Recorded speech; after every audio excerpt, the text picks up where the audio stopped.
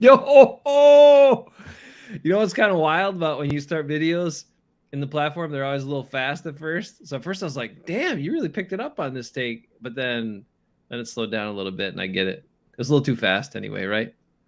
Right, bro. Merry Christmas.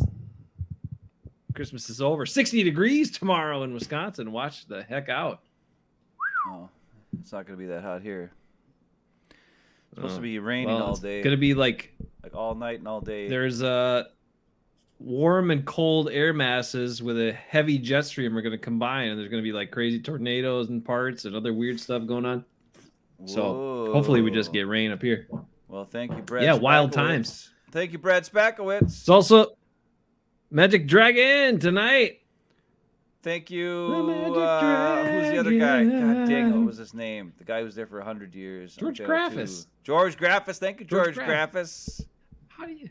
Why are you so bad with names? What is with you, man? What's the name of the guy who used to be at the place I used to work at? Thank you, that guy. Bill Meideke? Or wait, he wasn't there. You didn't know that. Bill Medicare was the camera guy. Like me. I'm talking about the other guy. The guy that everybody, I mean, I don't know if I should say this, but nobody likes this guy. Wait. Nobody likes this guy. The only weatherman ever I've ever seen that nobody liked. Nobody. Not a single person that worked there liked this guy. Now I'm forgetting his name too. Yeah, because nobody liked him. We usually call him by his many nicknames, which were all not very nice because that's what he was like. Mean. Yeah, he was kind of what was his name? And a jerk, and he thought he was like the man. And I know all the weather people that worked part timers underneath him were all really nice, but I had to work with that guy. That sucked. Poor Brooke Dusk. She was a nice person. She was really skinny. I remember that. Wasn't she really skinny? Yeah. A lot of those girls were really skinny there. Jennifer Ruppnow. Who's Jennifer Ruppnow? Do I remember? That's the girl that Mo dated. Is it really? She used to wear the really high heel boots. Viking Mo. It's gonna be time for a Viking Mo show. I think next week or the week after. Oh, that's good. Well, she was one of those girls who was like almost hot or like weird hot. Like at first glance, you're like, dang. And then you're like, wait a minute. Something's wrong here. But then you're like, dang. But then you're like, wait a minute. Dang. I'm kind of like that too, but so people said. So people said once upon a time. Until you put too much light on me, then you're like, ooh. Well, I know this. There was once a time, I'll never forget it, because Dad taught me how to read lips. I don't know if Dad taught me how to read lips, but Dad was the one who said, I can't remember, I was a little kid, and he was like... The show's starting out great. I love it. And one time, I was like, hey, Dad, how did you know what that guy was saying or whatever? Or I can't remember what it was. We were watching something on TV or whatever. It was like a football game, probably. Yeah. And then, and Dad would be like, oh, boy, Forrest Gregg is not in a good mood right now. And I'm like...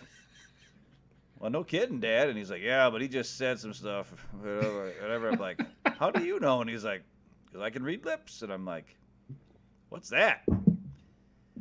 And then when he said that, then I started watching people's lips, and I started learning how to read lips. Anyways, long story, really long story. The end it here is this. There was a time when I was good looking. I don't know. It was a while back. But it was there. And I was at this thing. I was only 16 years old. It was the summer before my junior year of high school. Or no. Senior year? Senior year. Senior, okay. Summer before my senior year. No, junior. No, senior. Get past this detail and get on with the story. We're gonna lose our couple of viewers here. No, junior. Okay. All right, let's call it junior and move on. And I was in Wisconsin High School Honors Choir, and we went to some Carroll College in Milwaukee. Was the place that we had the honors choir, state honors choir. Wisconsin High School Honors Choir, and there was also honors band, and honors jazz band, and honors jazz. Those things you clearly singers. were not in, but continue. on. No. I was in honors choir. Yes. Anyways, good singing. And at the end of one of the nights, there was a party. It wasn't like a party, but it was like, well, it was a party because everybody was there and it was crazy. But it was like not like some kind of drinking party or anything. It was just, hey, everybody that's in the honors ensemble, because we all stayed at the dorms at the college, and then rehearsed all week long. And then we came back again in the fall during the teacher conferences to perform for the teacher conferences. Anyways, this is the summer. There was a party at the end of the week on a Saturday night or whatever it was. And there was this one girl who was an alto who was like the hot, super hot girl.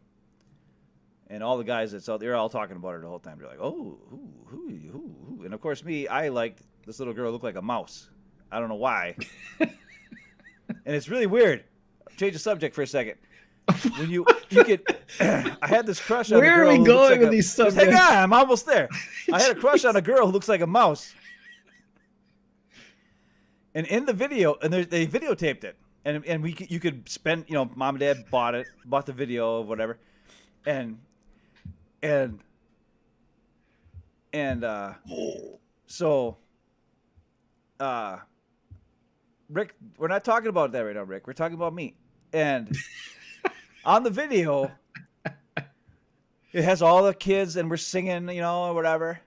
And everybody is deadlocked on the conductor. Like, everybody. Right? And then there's just one guy who's, you can look, and you see the whites of his eyes every now and again. And he just keeps checking out the alto section over and over. He is not focused on the music. He just keeps checking out the mouse girl. And this is not the super hot alto girl. This is the mouse girl. For some reason, I was looking at this mouse girl. Looked like a mouse. I don't get it. I don't know what I was thinking. I never ever dated a girl who looked like a mouse, but I did.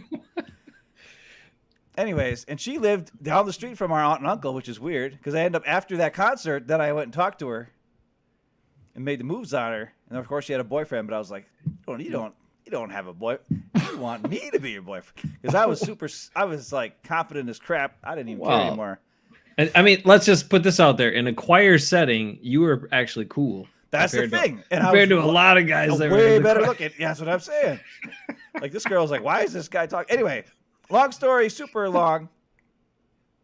I did talk to that girl. We never became boyfriend, girlfriend. I did kiss her one time, though.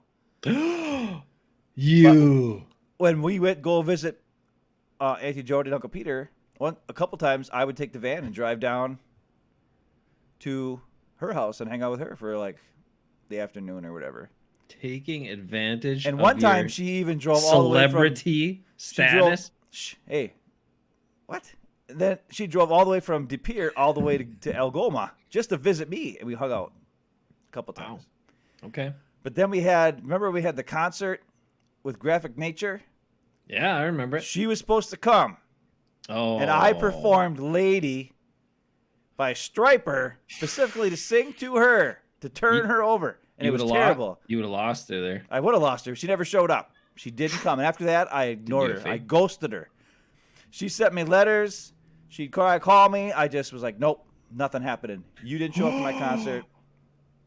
Okay, back to the original super hot alto girl. Wait a minute. Why the hell? Wait, I don't get to say anything here? No, I'm still telling the story. Oh, jeez Louise. Fine. We're at this party, and I just walk in. It was me and Joe Hensel. Joe Hensel was my roommate. And it's really cool because Joe Hensel, like I never met him before. He's from Osseo. No, that was not. That was. Is he from Osceola? No, the guy from Osseo was Wade, my roommate, oh, yeah. And then your roommate. Yeah. No, he was from. Joe from. I thought it was somewhere near Milwaukee or something. Joe? No, he's from the middle of Wisconsin. He probably still lives there. Eckes, remember? Anyways, probably from Phillips, just like Eckes and Bruce and everybody else. Eckes isn't from Phillips. That was McWeeny. All right, whatever. Continue on. McWeeny and Matt Pingle and Matt Smith were from. Anyways. Oh my God, the story's so long. Would you just? My throat is so messed up.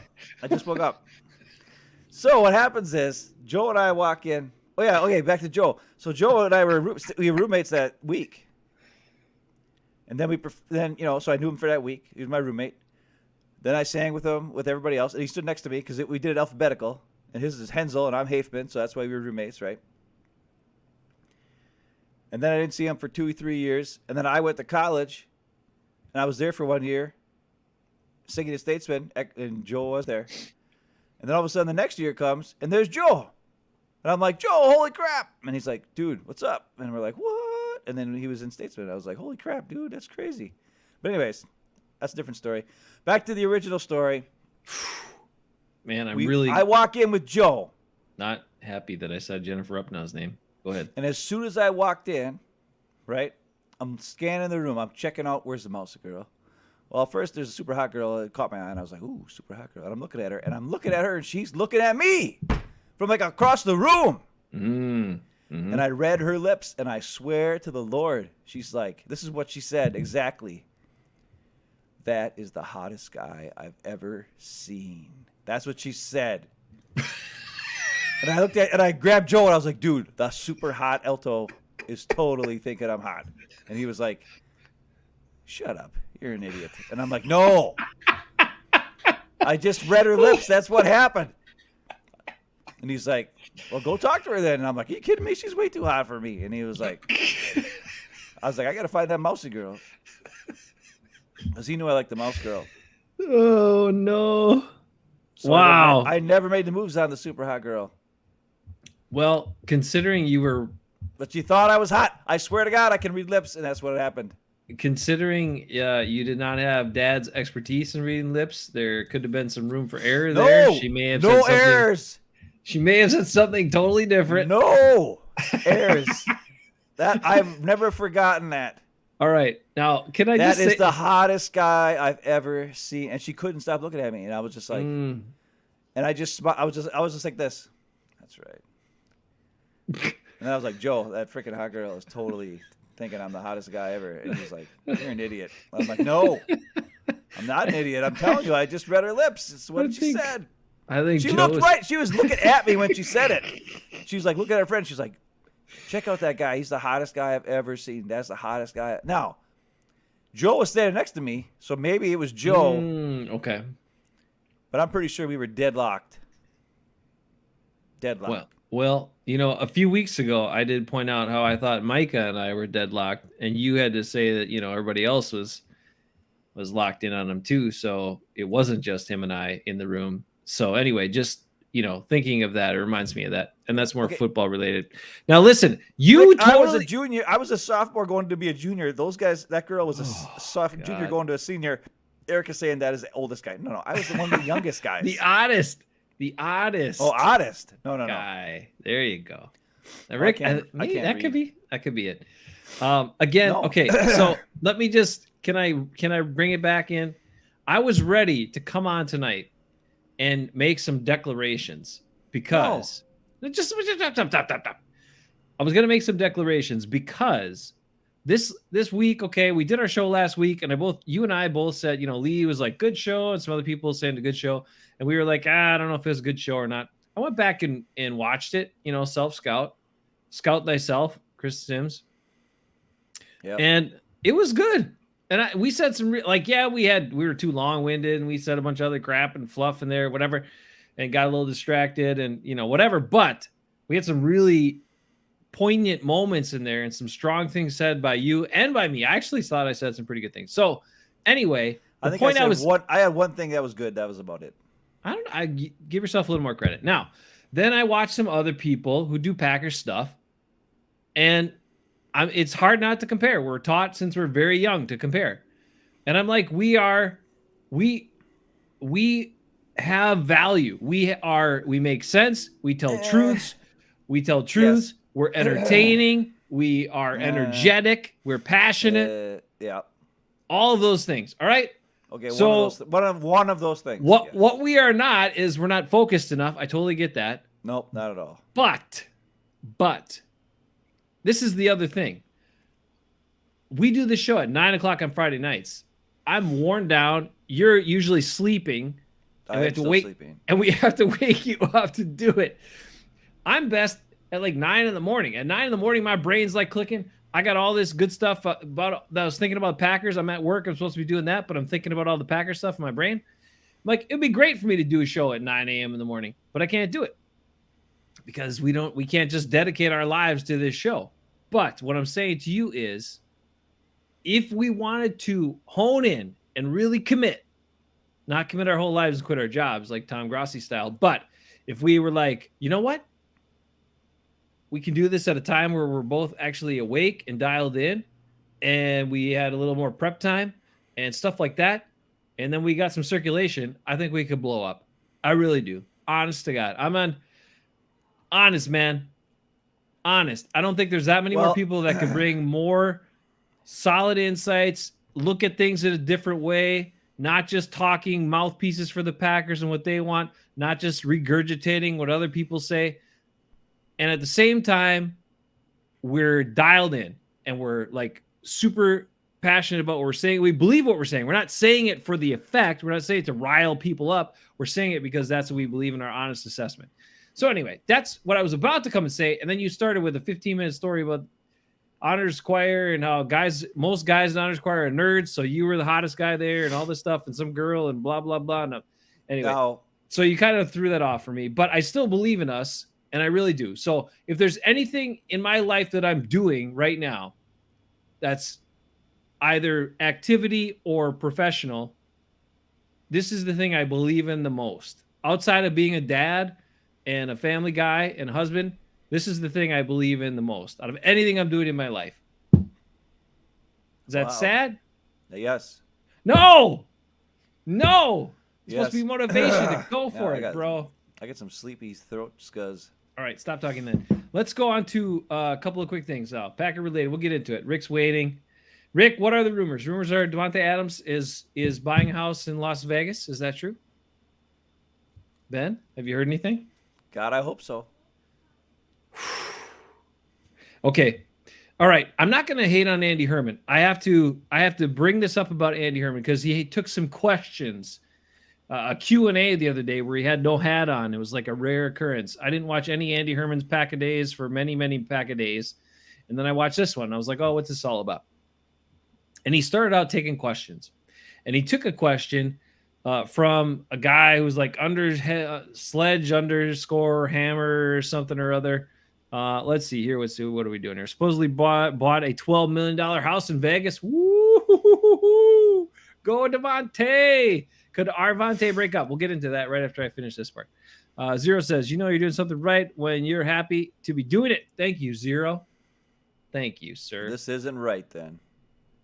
Well, just because you're not. Yeah, but you're never happy. No, cut it out. All right, so let's get back to this. I am happy because let's get back to this. My son is home from school for spring break today. So. Oh, well, that's good. All right, let's jump back into this here. I want to get to some Arvante.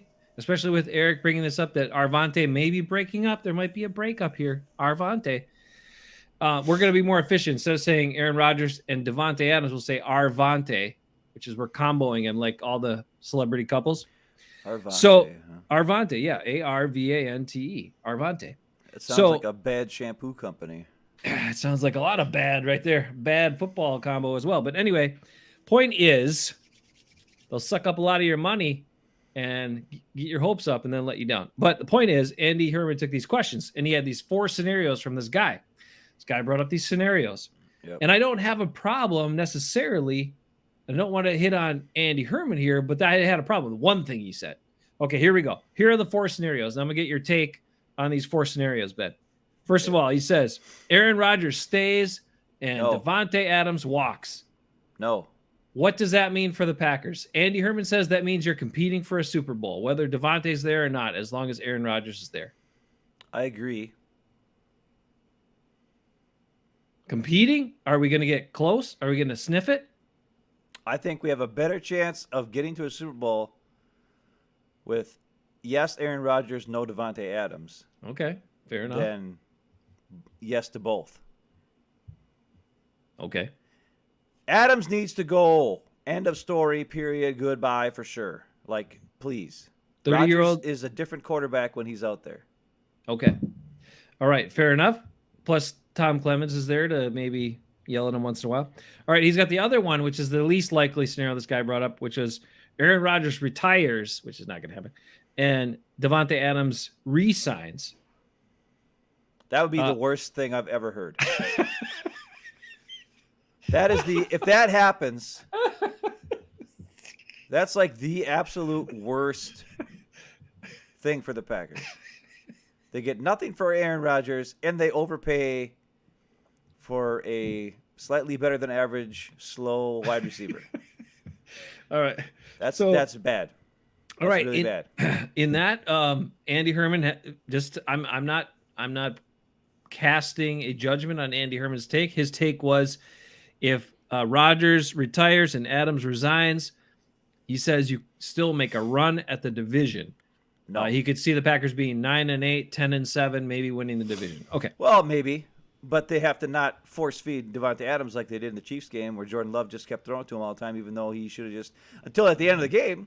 Then he started throwing to other guys like Lazard and whoever, and they actually moved the ball and scored a touchdown. And yeah. All right. So the two other scenarios this guy brought up, and Andy Herman reacted to. One, he says both stay.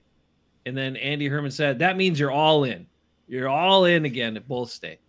Well, you are. But are you all in? You're all in for two players, and you got to. What are you going to have in the rest of the team? What's your defense going to look like? I don't know. For this year, they would be all in.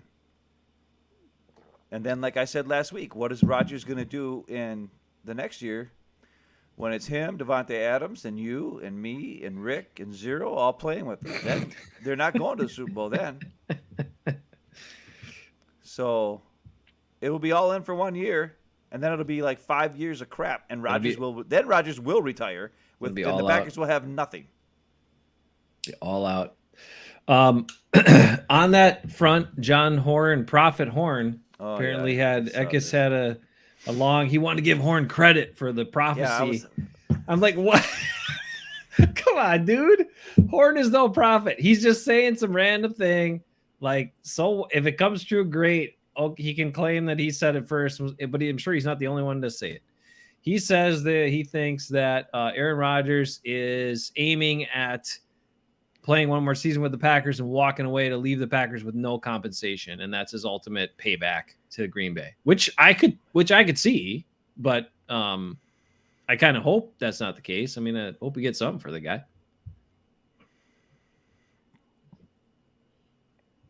So anyway, that's another here. I just had to bring up the prophecy thing. Okay, so last scenario, Ben. Last scenario is that Arvante is gone. Maybe they're together somewhere else. Maybe Davante's in Las Vegas. Maybe Aaron Rodgers goes to Tampa Bay to hang out with his buddy Bruce Arians. I don't know. Oh my God, would that be funny as hell or what? I'd love Bruce Arians calling him out for not throwing to guys over the middle and stuff. Anyway, never mind. I can't get that excited about that. Okay, so let's say they both leave. Andy Herman's response to that, well, then it's a total rebuild. A full rebuild. This team's lucky to win like 4 to 6 games. Blah, blah, blah. That's what he says. Your thoughts on that? If Aaron Rodgers and Davante Adams both are gone, the Packers, in Andy Herman's estimation, that's a full rebuild. 4 to 6 wins is likely, is what you should expect. Well, I hate to say this, but it all depends on the refs. Because without a diva quarterback, sometimes you don't get the calls. I mean, look at the Lions. They get screwed by the refs constantly. So I could see the Packers getting screwed by the refs, a mysterious holding call on a drive that's going pretty well, and then they got a punt because it's 3rd and 12 instead of a first down.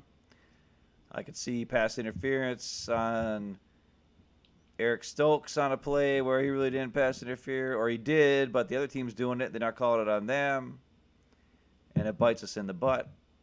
So, and that happens all the time. And because we've gotten calls for 30 years, because we've had diva quarterbacks for 30 years, all of a sudden the NFL is like, no more good calls for you, Dave Bakhtiari. Holding. Oh. And and All pro, all world David Bakhtiari getting called for holding? No. well, without Aaron Rodgers, is he an all-pro, all-world tackle? I Yeah, don't he, know. he can hold dudes. Mo says it all the time. He holds guys with the best of them. Well, And he holds them right, so he doesn't get called for it. I've Look. showed videos of Dave Bakhtiari choosing not to block the guy that's right in front of him. Yes. I've chose the video of David Bakhtiari running as fast as he can all the way down the field, not blocking anybody. When Aaron Jones scores a touchdown, yet everybody talks about how fast Dave Bakhtiari ran down the field, but he didn't block a single freaking person all the way down there. So, I don't know. I've got some interesting things to bring up for you. All right. My heart tells me they'll be fine. Mm-hmm. But Mm-hmm. my brain tells me law of averages equals us maybe getting screwed. So Zero says exactly what I was thinking, and I've said before. Like, how is there not a better time than right now to make that change? well, this is the only time. Because not just because of the Rodgers compensation thing, but also because of where the division's at. Justin Fields, new coaches on the Vikings, new coaches in the Bears. The Lions are still trying to build up something, and they don't have a roster to compete yet. So you still have 6 games right there against those teams. 6 very winnable games with those teams in those positions, right? And on top of it, you have a different style of playing. And we talked about it. Eric also brings up that they'd have more money to bring back help, to bring in help. Well, yeah. So you could keep intact. You could keep Campbell. You could keep Douglas. You could keep some other guys you really want to keep. You can lock down. And then you could go sign a talented wide receiver that's on the market that doesn't cost as much as Devontae Adams. There are guys, and there will be guys. We don't want those guys. And you could draft one to work with Jordan Love, who would be a difference maker. Because there were 8 wide receivers at the combine that ran sub 4.4 40s. Think you could grab one of those dudes? Could probably get one. That would help. Okay, here's the other thing. It's a shift. And we've talked about it. Last season, 2021, AJ and AJ. So Aaron Jones and AJ Dillon. I just call them the AJs to make it easier. The 2 of them together had more than 1/3 of the Packers' total offensive yards. All right. Devontae Adams had the other third. Those 2 guys had more than 1/3 of the total yards. They were the only running back pair in franchise history, more than 100 years of Packers football. Only running back pair in franchise history to have at least 1,000 scrimmage yards each, at least 30 catches each, and at least 7 touchdowns each. Yeah. They also and that had was with the crappy offensive line. Yes, and a quarterback who took all the touchdowns away. Yep. Or a bunch of the touchdowns away because he needed to be MVP again, right? Yep. And the other thing those 2 guys had was more than almost 1,200 yards, 1,185 yards after contact. Those 2 running backs together. So, well, they had to. I understand. They have no blocking other than Patrick. But a team that then would just shift to be that running team that you should be with AJ and AJ squared. Don't tell me they're going to win in a terrible division 4 to 6 games. Come on. I say both leave. You're making a run at the division. That's what I say. Well, I mean, And you have a stronger team for the next 4 years because you can put money into guys who are primetime players who are in the prime of their careers versus 2 guys that are past, fine. Rodgers still playing great. Okay, fine. But you don't know what the heck's going to happen. And Adams is going to hit that wall pretty soon. And then it's going to go, woo, just like all receivers. It's going to go downhill fast. Well, Devontae Campbell is 29 too. Like everybody keeps talking about how old Devontae is at 30. And I'm like, you think Devontae Campbell's going to get faster in the next 2 years? No. So there's other guys that Packer fans, I don't know if people realize quite what's at stake here. Everybody keeps talking on different things about how it's like, you have to sign back Aaron Rodgers. You got to sign back. And it's like, or signing back try to get Campbell back. Like, I've heard people say they want Campbell, Adams, and Rodgers back. And I'm like, no, no, and no to all That would three. be the worst. No to all three. Give me Douglas and Tunyon and maybe MVS. Lazard can go. I'm sick of watching him trip and fall. I love the guy. He's an awesome guy. Bam. But I'm done with him. There's too many times he just doesn't make the play. And even Tunyon sometimes does some dumb stuff, but at least, and he needs to learn how to run after the catch, which he doesn't know how to do. Yep. Break a tackle once in a while. Yeah, break a tackle once in a while. He ain't no George Kittle. But anyways, George Kittle just runs over dudes and plows dudes and like does all kinds of crazy stuff. He's like 100 times better than Tunyon. I mean, I love Tunyon too, but it's like I don't know. Like, I'm starting to think that, listen, there's guys we love. There's players that are good. And it's like, it's because they came from nowhere. They're undrafted guys. So we fall in love with them because they do more than what's expected. And that's really important and awesome. And to be quite honest, the Packers as a whole, and Aaron Rodgers mostly, did not take advantage of when they had these guys at surprise talents from undrafted players. And Rodgers didn't use them. And Rodgers didn't throw the ball enough. And Rodgers didn't do the right things with them. And now it's too late. Because now you got to have to give Tunyon some decent money. And Lazard some decent money. And you can't just keep giving them table scraps like they have been doing for the last couple of years. Yeah, 1 year contract just to string them along. Yeah. Right. Well, not that, but it's like they had their because they were undrafted free agents. They had these restricted bullcrap contracts where they're making $600,000. When you look over here and you got Kevin King making $5-6 million, and he stinks. Although I think he had his best year last last round pick. Yes, I think he had his best year last year. Crazy. But like A.J. Dillon makes a crap ton of money as a second-round pick. Like when you look at the stats, it's like, holy crap. And like Elton Jenkins and, second-rounders and first-rounders make a hell of a lot more money than third-rounders and down.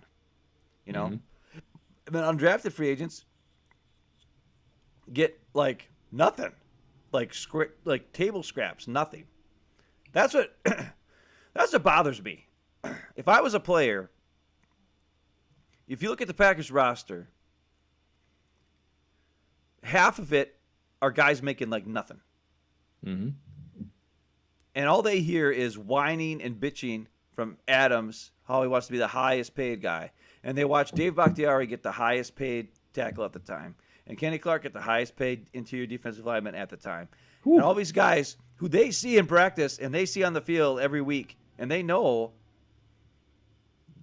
like, what's the difference?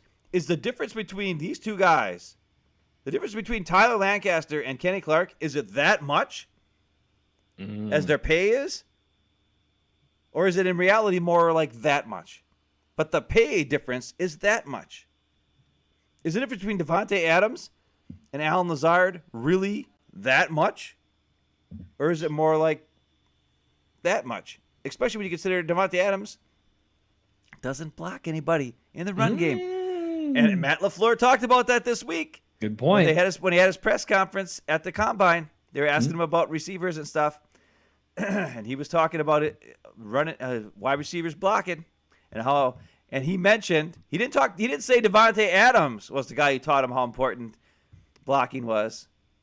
He said Andre Johnson when he was with Houston. That's right. That was the guy he saw who he understood how important he was. A total package. He did not say Devontae Adams was a total package. Go watch the interview. He said Andre Johnson was a total package. So that's very interesting that he didn't mention Devontae Adams when Devontae Adams is a free agent and he's so great and everybody's saying how great he is. No. Anyways, I just rambled on for a while. But what I'm saying is I just think it's ridiculous. I think it's ridiculous to pay 4 guys on your team 50% of your freaking salary. Yep. And then have a crap that 49 guys making the other 50%. It's the NFL problem. It's not just a Packer problem. I mean, these quarterbacks are making all like Kyler Murray. Oh And my God. put out his weird letter on Monday, and it's like, what the crap is this? All this weird He stuff wants with his that guy. contract extension now, and it's like, if I was the Cardinals, I'd be like, dude, you suck. So you make a random awesome play every now and again. You're like the Zadarius Smith of quarterbacks. No. No. Why should we give a crap?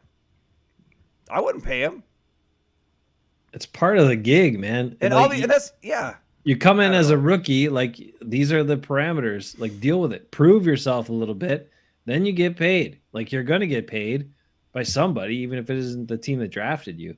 But you bring up an interesting point, with all that talking about like the difference in pay.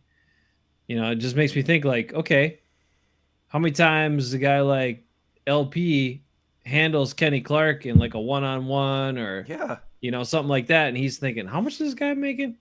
And how Mm-hmm. much am I making? Like, don't tell me that doesn't come into your mind at some point. And it is kind of crazy. But the reason it doesn't make sense, and we've talked about it before, and we don't have to say it 100 million times because it just doesn't, is Adam's almost 30 years old. Like he's not gonna get better. He's not No. he's not a 6'5" guy that can just physically overwhelm other people, right? So he has to be able to get open. He's had injuries. He's not that fast. Like, yes, he's got good leaping ability. He makes a lot of plays that some guys wouldn't. Awesome. He Okay. does have great late hands. Yes. There are certain parts of his game that are awesome, Yeah. Yeah. but they don't equate to, like, you got to have a perfect throw. Mm-hmm. So Right. And it's that's like, where it fits. unless you bring both Aaron Rodgers and Devontae Adams back, Adams will never reach the full potential unless he's got that quarterback. You know what I mean? Well, what about this one? I don't know. Could he make it in LA with Derek Carr? I don't know. I'm not sure. I mean, Derek Carr is a different quarterback. I don't think his ball placement is quite the same, but No, but Derek Carr will. I don't think he'd force it to Devontae all the time. He's more. See, with their structure, I've watched Derek Carr tape. He knows where guys are going to be, and he throws it to where the guy's supposed to be. You know what I mean? and don't you think McDaniels is it? Oh, did I say his name wrong? Yeah, they're going to be running the Patriots Right. offense. He's going to now. throw to running backs a bunch. He's going to throw to Well- tight ends. He's going to throw to which the Packers could do. I just explained to you about AJ squared. Both of them had more than 30 receptions. Both of them were used. Could have been used more. If you change quarterbacks, use those two guys more in different ways. You can still move the chains and advance the offense and score points. Right? It might not. Okay, it might not be some fancy bomb down the sideline that's perfectly thrown in a little hole shot window. I don't care. I care about winning games and scoring points and being a productive offense and getting first downs. It starts with getting first downs and then advancing down the field. But it might not look the same, but it could be just as effective or close enough to as effective that you still win the division. You're still competitive. You still get to the playoffs. And when you get to the playoffs, maybe you lose, but that's all Aaron Rodgers has done for the last 12 years in the playoffs anyway. So who gives a rip? I think I've kind of made that point before, but I'm saying it more assertively tonight. Who gives a rip if we get to the playoffs and lose with Jordan Love or somebody else as a quarterback? I don't care because that's all we've done for the last decade plus is get to the playoffs and lose. Do you care as a Packers fan? Do you care?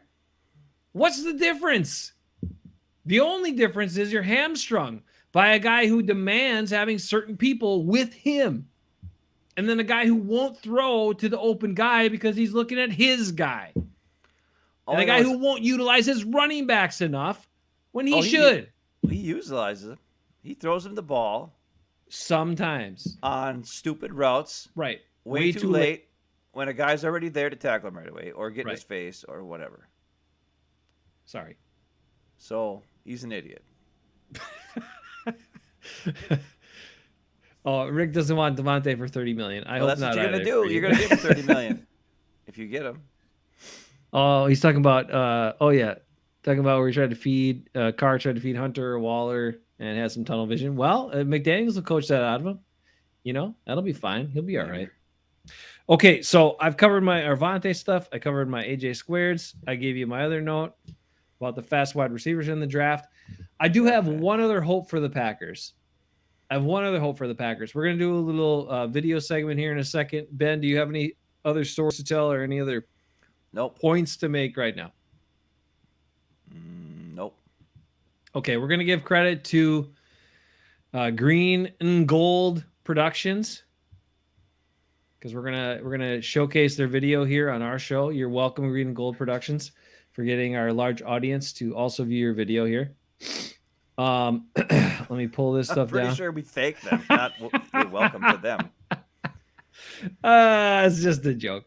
Hey, and listen, I gotta say one other quick thing is that I'm not even gonna get into it now. Because we'll see how long we go if we feel fired up later. I had a little spat with some Packers fans on Facebook because I defended Greg Jennings, sort of. Not even really. All I did was point out Kurt Benkurt's hypocrisy in his little Twitter feud with Greg Jennings. And then people were hammering me and saying a bunch of crap to me about it. And I'm like, okay, fine. So, well, but I don't look at Facebook anymore, so I don't even get into that. But let's get into this here real quick. Let's talk about this guy here. Green and Gold Productions. I want to blow this up a little bit. Man. Micah Hyde is the man. And this is what I'm saying to you. Now, I don't know a lot about the draft. I haven't looked at it. I'll be honest with you, right? But the one thing I will say, let's go back over here, is the only thing you can do is hope that the Packers find somebody like this in the draft. Let's hope they can find a guy like this, a football player, a good football player. And a good guy would be awesome. And the other thing that this video shows you, because it's highlights from Micah Hyde as a Packers guy. The other thing this video shows you is hopefully the Packers learned their lesson by letting this guy walk off of their team and not sign him back. They don't make that same mistake with Douglas. Yeah. But just watch this stuff and tell me how in the hell they didn't sign this guy back to their team. I don't know. We've been talking about it for years. I know, but this one, because it encapsulates a lot. You get to see his return ability. You get to see how he does it. You get to also see the plays he made as a defensive back, and not even as a top-tier defensive back. Oh, wait, let me do this real quick. Turn these guys up. Catches my eye. Typical Packers Ted Thompson pick is Micah Hyde, the corner safety from Iowa. He reminds me a little bit of Glover Quinn, who was one of my favorite NFL players. It's an under-the-radar guy. Can play corner, can play safety, can return kicks, will be a four-team special team player. And again, he fits Green Bay because he's got great ball skills. Great ball skills. I think he showed you that. Watch the way he attacks his returns. Just think about the Packers returners now. Watch this. Look at all those guys around. 7-yard line and find room up the middle. Only one man to beat, and that's the punter, and he beats him. And Hyde will go all the way 93 yards. Watch him. Look. Look at all those guys around there. He doesn't care. He just freaking attacks it and goes. And he had no hesitation in catching that punt. Blitz coming. Picked up. Barkley going end zone. Incomplete. He was looking for Meredith, but Micah Hyde knocked it away. Undercutting, and if you undercut, you better make sure you can get your hand. If you go that looks like Rasul Douglas right there. You gotta make sure you can make that play. Actually, a little better Rasul Douglas. I know this is Jay Cutler here, but watch this. Look who also slacked it on there. Martellus Bennett. He really didn't really try. He was out there in coverage. What the heck was that? Yeah. That's way faster than Preston Smith, I'll tell you that. There's Nick Perry sucking. I want to point out on this play. And B.J. Raji was in there. Now look, let's pause it on this play, because what was this defensive call, Ben? Do you know what it was? I have no idea. Okay. I'm not watching. I mean, I'm watching the ball. Okay. We're watching the ball. But I'm going to see if they show replay here or not. The difference is I don't know if they show it. Oh, there's Aaron Taylor in the background. How you doing, AT? All right, so that was Aaron Taylor. That was a. I'm sorry, Aaron Taylor. Aaron, help me out. Lane Taylor. Dang it. Getting my Taylors mixed up. That was a defensive call where Hyde ended up coming back to get that pick. He had the short zone. He had the short flat, the flat zone, right? Yeah. But there was nobody there. There was nobody there. So he peeled off his responsibility and made a play. That's what I'm talking about. Yeah. Football players, dudes with instincts. Can we get one? It's like Douglas when he screwed up and ran around a circle and people thought that he wasn't covering the guy, and then he just turned around and picked him off Baker Mayfield or whatever. That was awesome. All right, let's see a little more here because it's so good. And then we can try to figure out how the hell the Packers let this guy Chris go. Banjo, he's still playing in the league, Chris Banjo. Look at this. Dude, get the... He was 96 on that play. What the hell was that? Remember your famous line? He did what? Watch this catch. Watch this stuff. That's Mike Neal. Oh, yeah, Mike Neal. He was pretty decent. Watch this. Dude. Wow. Get the hell out of here. Ball skills. And Mike Daniels, God, look at all those awesome guys. And Peppers. Aaron Rodgers is the reason why that team didn't win. Look at this. How do you get it? It's just knowing where the ball is. Sometimes I think I see things that these guys do, and I go, no, that didn't just happen. And watch this here. Got a little room. No, guy's right at him, right? The guy's like, come on, when he catches it. That was some sad, pathetic effort by that guy. I know, but he thought he's going to hold up, right? Because that's what guys do when you're right there. You can't hit him, but look where he is. He catches the ball. He's got two guys within a couple yards of him, right? He doesn't care. He doesn't care.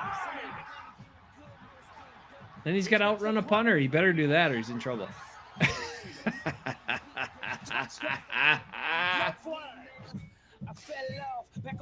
Oh, the Super Bowl winning quarterback. Sorry, bro. Micah Hyde coming away with it in the end zone for a touchback. Micah Hyde with the interception on Golden Tate. Ooh, that's even better on Golden Tate. I like that even better. What's this? Oh. A lot of pressure on these plays. I know. That helps.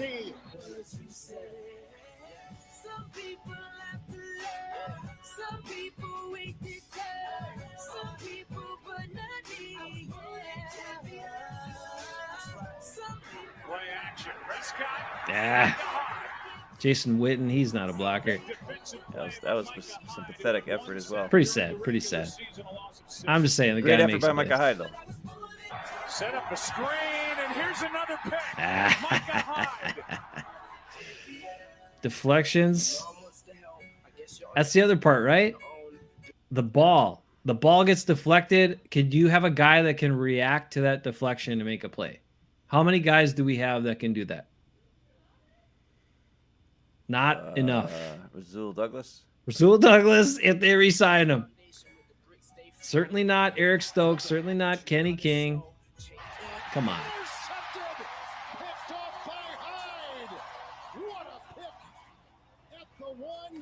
All I know is I'm seeing Micah Hyde in 4 years made 10 times the plays that Jair Alexander's made in 4 years. Sorry, Rick. Did he score on this? Almost. Oh, so close. So close. Seriously, how many big plays does this guy make? Oh, we know this one. Yeah, you know that one. The playoffs. God. And then it was after they lost the next game, then they're like, oh, no, we're not going to sign you back. See you later.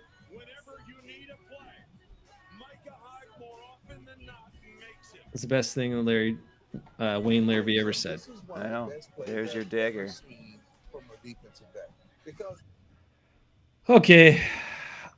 You know I love my guy, personal friend, but geez Louise, man. Like what? Look at all those plays. He was here for 4 years. Jair Alexander's been here for 4 years. We were wrong, actually, last week. We said that it was Jair's only his 4th year coming up. This is his 5th year coming up. Really? Oh. He's already into his 5th year option year. Jeez Louise. All right. Would you take those plays from that guy for the price they could have had him at? Or Jair Alexander, everybody says, is the greatest thing since whatever. And I'm not saying Jair's a bad player. I wanted to understand everybody. Right. He's a good player. It's just I would rather take a team of Micah Hydes than to have, like I said, 10 guys taking up 100% of your salary cap and then 43 taking up, or not 100%, but 50%, and then 43 taking up the other 50%. What if you have, I don't know, a team of Micah Hydes where you got a bunch of really good guys like Mike Daniels, Micah Hyde, all these guys. Like if our offense was like our defense back in those days, and everybody could say the defense sucked, you know, but it didn't suck until after Micah Hyde was gone. When he was still there, it was good. And the only reason why they lost to the Seahawks in that NFC Championship game was because Rodgers and Mike McCarthy took the foot off the gas.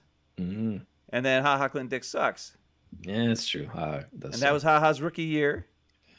Yep. And they were like, oh, Ha-Ha's good enough. We can let Micah walk. Wrong. This guy Ha-Ha's been in the league and out of the league, and Micah Hyde is still considered one of the best players in the NFL to this day. And he's been in the league for 9 years. Think about it. On top of that, how long have we been looking for a punt returner? Since he left, right? Well, yeah, but I mean, I don't know if he'd still be a punt returner anymore. But well, he still does it for the Bills sometimes if they need him, right? Well, because he's that good. I don't watch the Bills every week, so I don't know. You saw him return a punt in the playoff game. Did I? I didn't see it. Yes. I didn't see the playoffs. Well, I showed you that replay where he's carrying like a loaf of bread there for a little bit because he probably hadn't done it in a while, but still got the skills to do it. Yeah, I don't remember that either. I was probably sleeping. Dang, boy. What the heck? What's with you, man? Anyway, the point is, what I'm trying to say is what I'm doing here, not only, giving a shout out to a personal friend, but also I'm trying to say the Packers need to find more guys like this, good football players in the draft. And then the other thing, they also need to learn their damn lesson from letting a guy like that walk by not letting Rasul Douglas off their team. They have to sign him back. It's Rasul Douglas. Don't be like Andy Herman and call him Rasul Douglas. I can't believe he still called him Rasul Douglas. I don't know. I'm sorry. Anyway, we have to get in this show. We have to get Rasul Douglas. We have to keep him on the team because what those plays showed you is a guy with awareness, a guy that can react to the bouncing ball, a guy that can make a play on instincts, smarts. We don't have enough of those guys on the team. We got one in Rasul Douglas. We need to keep him. So I want the Packers to look for players like that in the draft, and I want them to make sure that number 33, the old number 33, leaving, taught them a lesson to not let number 29 get off their team. They got to sign him back. Yeah. So that was my point by showing that. Plus, it was just fun to see how damn good he was and how many plays he made in his very short and limited opportunities in Green Bay because he wasn't even a full. Well, yeah, I know he wasn't even a starting corner. No, he was the nickel guy and sometimes played safety until they drafted Clinton Puke, and then he got relegated to nickel and special team guy again. But I don't know. All you're doing is making me sad. All you do is make me realize how dumb the Packers are, and they're going to be dumb now again. No, they can't be dumb. They got to figure it out. Come on, They can't be dumb. We saw Leighton Taylor. We saw Micah Hyde. We saw Mike Daniels. We saw Mike Neal. They let Mike Neal walk. Yeah. He wouldn't have been that expensive. No, that's true. But he had pressure on a lot of those plays. Yep. I mean, it's just they let Mike Neal walk, and who did they give the signed contract to? Nick Perry. Genius move. Why? Because he was a first-round pick who sucked. Mike Neal was a fifth-round pick or some crap. He was better than Nick Perry. He might have been a third-round pick. He was kind of like a higher-round pick. Okay. Out of Purdue. But I'm just saying, there's a lot that can change. We know the big dominoes, Aaron Rodgers. We're not going to spend a bunch of time talking about him because he still hasn't made up his mind, even though he said he wasn't going to let the Packers. Happen, right? Oh, it's going to happen pretty quick. It's going to happen pretty quick. I won't hold the team hostage or anything and make them not make let them do what they got to do and make decisions. Oh, really, Aaron Rodgers? Well, I mean, whatever. Look. People think they got it all figured out behind the scenes. They're just not letting it known publicly, and a lot of reports coming out saying that it's likely he's to be back. Okay, great, whatever. Not great. But what does that mean? What does it mean? And when you look at, and a lot of other people, including Andy Herman, I'll give him credit on this. He keeps saying, with the talent on this team that's already there, if you bring Rodgers back, you're competing for a Super Bowl. That's what he says, because of the talent that's on this team. So if you have a bunch of talent on this team and you have a bunch of money to spend and you have additional draft picks because you trade away a guy like Aaron Rodgers, you don't tell me that team couldn't be competitive? Yes, they can be competitive. Come on. If there's so much talent on this team, why were they so Devontae Adams dependent? I don't know. That makes no sense. Why weren't they using that talent? If they were so talented on this team, why did they need Douglas and Campbell to come in off the street making peanuts to make all their plays on defense? If they're so talented. Listen, either they suck or they're super talented. Make up your mind, everybody. Because it goes back and forth with these guys. Whatever they want to talk about, that's what they talk about. When they talk about signing back Devontae Adams, then it's all, well, they don't have anybody else, and Rodgers. And I'm so sick of hearing Chris Sims, who doesn't, he knows some stuff, right? Mm-hmm. But every time he's got to talk, and at least now, finally, after this NFC championship, this last playoff loss, he's finally actually being like, well, yeah, Rodgers kind of sucked. Rodgers did look to Devontae too much. Rodgers did not just throw the ball. He's like, and he finally was like, listen, you're Aaron Rodgers. Throw the ball in there. The guy's open. Throw the ball in there. Yeah. He's finally saying it. Right. He's finally saying the things that we've been saying for years. But what I'm trying to get at is, whenever somebody has something to talk about, they just say whatever it is that matches the thing instead of just being the truth. Yep. We speak the truth. Is this team super talented? No. If they're so talented, why is there 1,000 undrafted free agents on the team? Why do they have one wide receiver under contract? Right.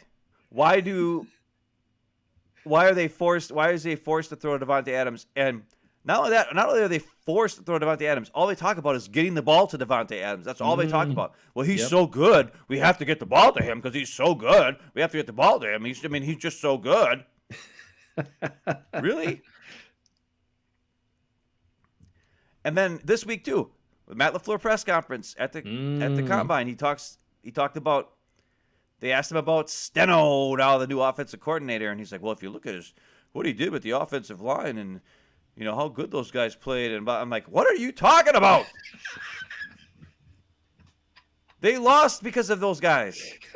Billy Turner sucked all year. He sucked for 3 years.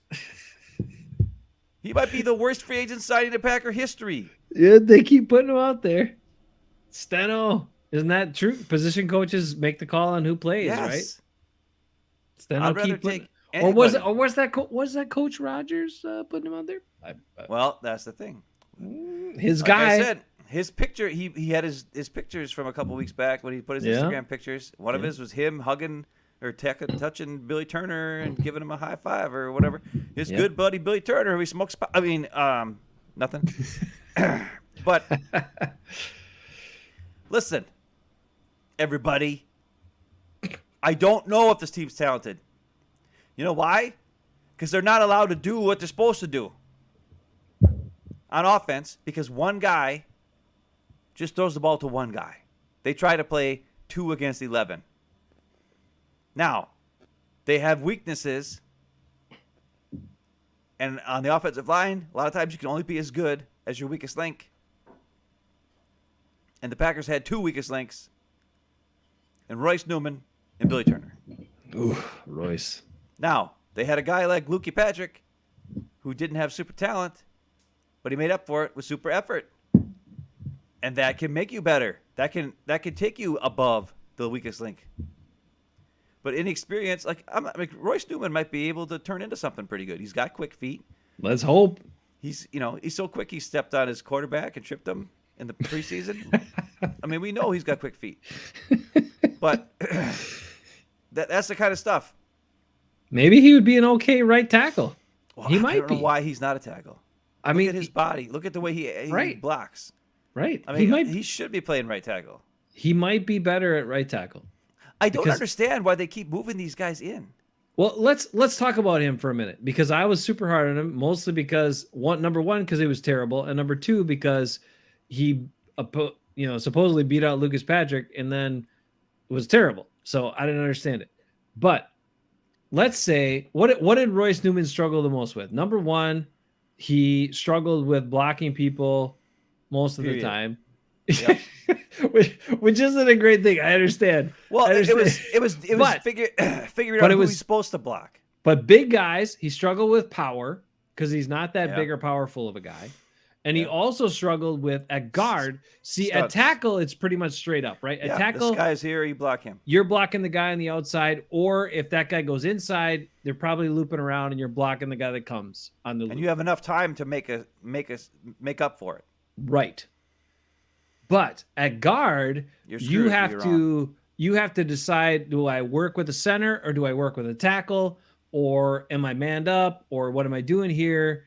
And so guard is, and I know, and it's weird because when you talk O-line in the NFL, the premium is always on tackle, and guards are just like, oh, if you're not good enough to play tackle, you play guard. But guard is actually harder because I think it is way harder. Because you got to use a lot more up here at guard than you do at tackle. At tackle, it's pretty straightforward. Yeah. So maybe good old Royce blocking a 260-pound guy that, isn't going to overpower him necessarily. And you talked about the quick feet. Maybe right tackle he could be a suitable right tackle. Maybe he could be Brian Bulaga, who was drafted way later than Brian Bulaga, Maybe. Better than Brian Bulaga. But at guard, he's terrible. He's not terrible. He's just really bad. He didn't block anybody on most of the plays. On most of the plays that I looked at throughout the season, I know he didn't really block. He didn't know what he was doing. He's a rookie. Well, then why are they putting him out there, dude? Steno, ask Steno. Your new ask offensive the great coordinator. Steno, who's such a genius, and he's so great. Everybody is. I mean, honestly, losing Getsy and losing Hackett are a big deal. But I mean, keeping Steno, that was the key. We had to keep Steno. Losing Justin Otten, no big deal, but we got to keep Steno. Look at what he does. What does he do? Look at the offensive line. It was the downfall. Two postseasons in a row. But he's so great a coach. Let me ask you this. Give me me James Campen back. So if the Packers don't think Royce Newman's good enough to play tackle, do they need to draft a tackle in the first or second round this year? Because tackle 2 years ago, we got our asses kicked. Let's be frank. And that's why we lost against the Buccaneers, because our tackles sucked balls. Sorry. And this year, tackles problem again. So is that what they need to do? Everybody's talking about, we get a wide receiver, we get this and that, blah, blah, blah. Do we need to get a tackle in the first round, second round, and hope he's going to pan out? I don't know. Either way, they need to invest something higher than a 6th round pick or a 5th round pick in a tackle, right? They have to, unless they're signing some known commodity who's actually still has some years left in the tank. Who's that? Who are they going to sign? They got no money. I don't know. There's got to be somebody out there, though, that somebody's going to part with that at least is, 5, 6 years in, 4 or 5 years in. And they can sign, and the dude can play tackle, because you expect Bakhtiari to be back, but who's your right tackle? And don't tell me Billy Turner is your right tackle. Do we expect Bakhtiari to be back? Well, you better, for the amount of money you paid him. For the amount of money you paid him, he better get his ass back out there, because right now you paid him for 28 snaps last year. Lots of money. He made plenty of money per snap last season, my friends. So did Za'Darius. Yes. Him and Za'Darius had the highest per snap payment in NFL history last year. Yeah. Ridiculous. But either way, you got to draft some tackles. Let's go. Not these tweener guys. Bona fide freaking tackles. We got so much talent, but we got no tackles. We got no defensive linemen. We got no wide receivers. Apparently we got the guards no inside aren't good linebackers. Offensive guards aren't good enough either, because guards suck. They're Lucas letting them Patrick go. beat out Royce Newman at the end of the season. So if your guy you wanted to cast aside, LP, was good enough to beat out these other guys, well, then you're not good enough. Where's there all either. this great talent? And everybody's saying like the Rams. Well, the Rams had like 4 or 5 super talented guys and then a bunch of random yahoos. It's like, no, they barely squeaked out a victory against the Bengals, and the reason why they won was because Matthew Stafford threw a no-look pass in the middle of the freaking defense, because the defense is playing that crazy zone, and he said, "Screw it." And the other reason why is because Aaron Donald destroyed everybody and lined up offsides. But still, he destroyed everybody. And Kenny Clark could be the Aaron Donald of them. Are you kidding me? I wish I could find that article again. I send it to you. It's so funny. I laughed my ass off. I'm so sick of these stupid Packer whatever reporters and then like these YouTube guys, and they're like, Kenny Clark is. I've heard people say Kenny Clark is the best player of the Packers defense. Kenny Clark. I like Kenny Clark. He's not bad, but he sure as hell isn't the best player on the Packer defense. I can name 4 guys better at least. Gary, Douglas, Alexander, Amos, Campbell, all better. All better. Preston Smith is better. Dean Lowry's better. Whoa! He makes more plays. He makes more plays. Yes. More impactful plays. He actually gets his hand up and knocks passes down.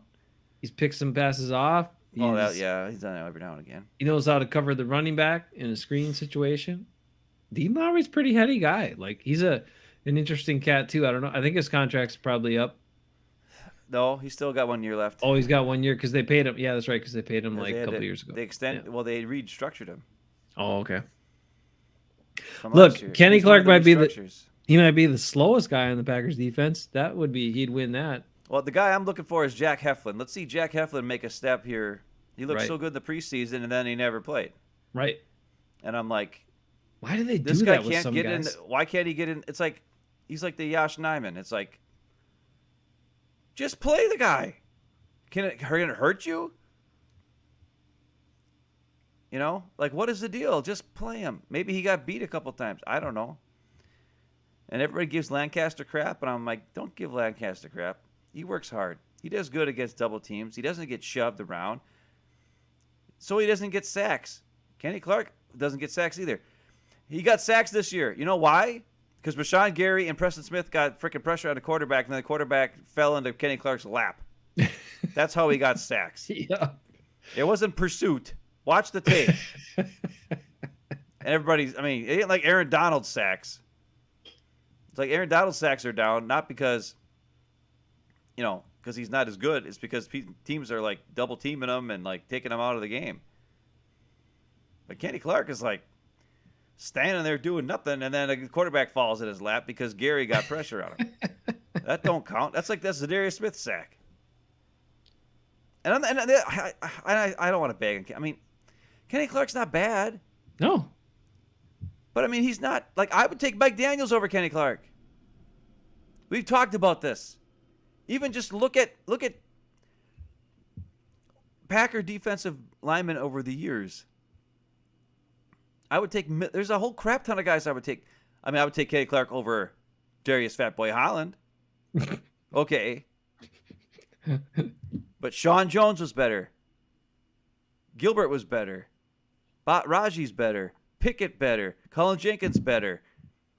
I mean, Mike Daniels better. At least all those guys are all better than Kenny Clark. The thing they got, But the Kenny thing Clark they got the big, highest paid. I mean, I just. well, here's what happened. Kenny Clark was so young, like he was 20 years old. Yeah, I know. Right. So they were enamored by that. Like he's such a young guy, right? He's gonna be so great. And he's he's got size. He's 6'2". He's over 300 pounds. Like that's an impactful guy. He's a strong guy. That's a weird size thing too. It is kind of weird, but he has lower leverage and he also is strong, right? And he has the bulk. So I get all those combinations. I get it all. But it was the same thing you talked about last week. They got caught up in these guys that, we got this guy at a position that we struggle at and he's pretty good. So we got to keep him. We can't let that guy walk. So we're going to give him the top dollar. And also the other factor with him was that he was so young. He was so young coming in the league that like, oh my God, he's only early 20s. He's only going to get better. And look how great he's going to be.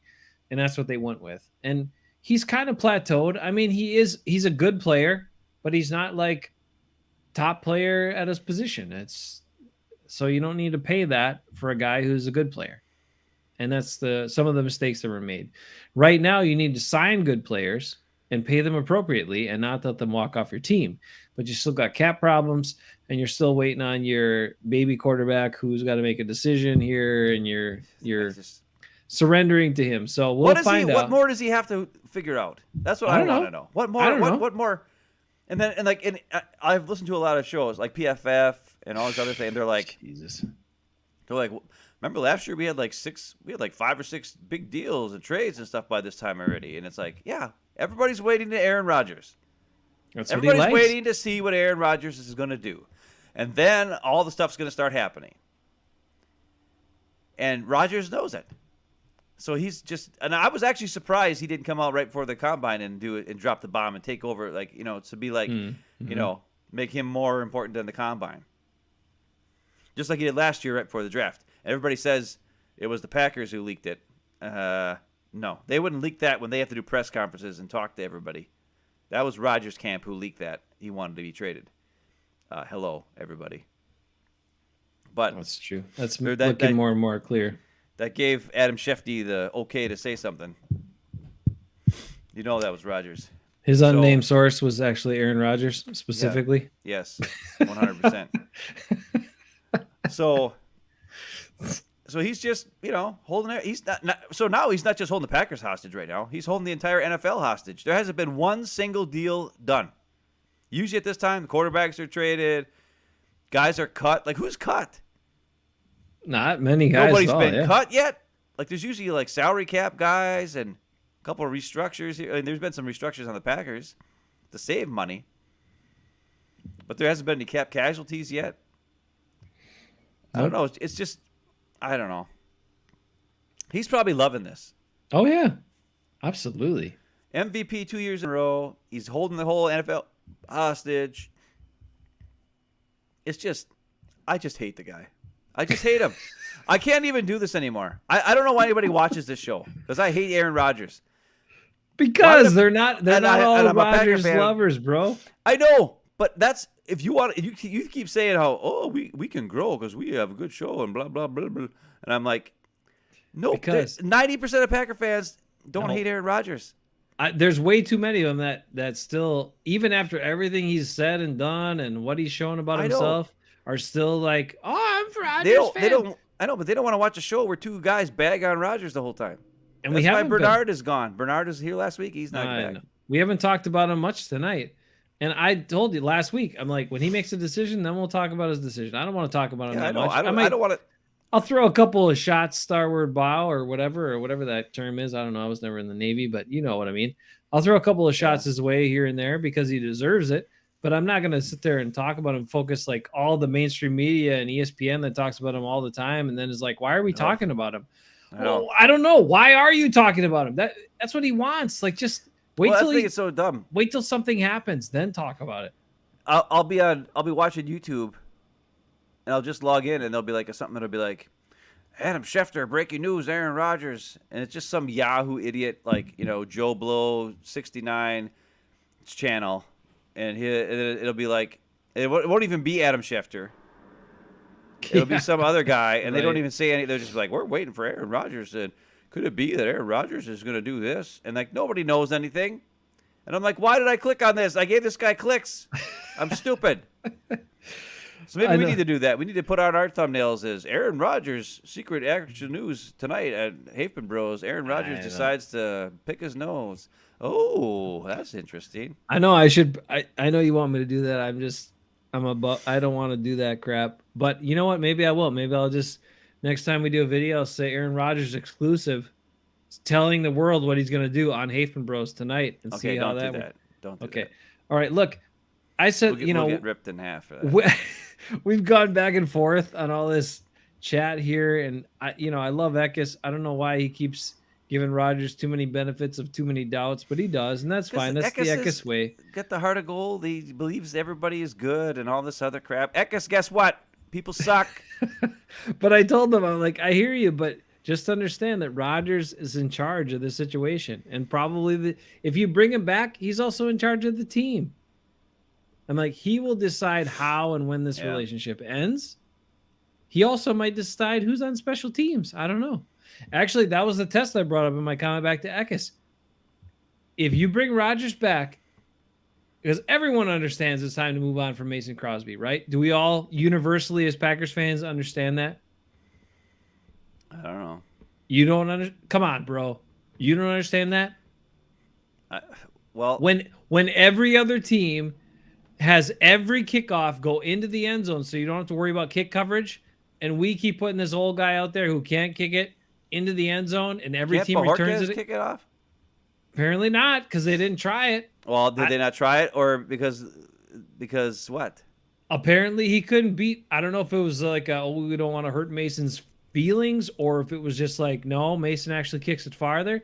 I have no idea, but Mason they never did it. Farther. Well, look. But Horkes kicks it farther. Everybody saw it. Kickoff you can't tell me he couldn't learn how to do kickoffs.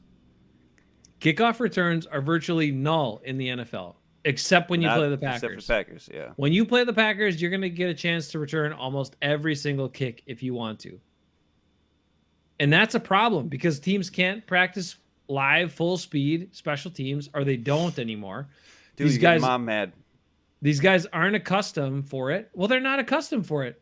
So I'm sorry, but what I'm telling you is that's the ultimate test. Ultimate test is if Mason Crosby, if Aaron Rodgers comes back and Mason Crosby is still the Packers kicker, then that means Aaron Rodgers has full control of this team. He's also the GM. You might as well get rid of Goody's salary, save a little money, because you got GM, starting quarterback, Aaron Rodgers.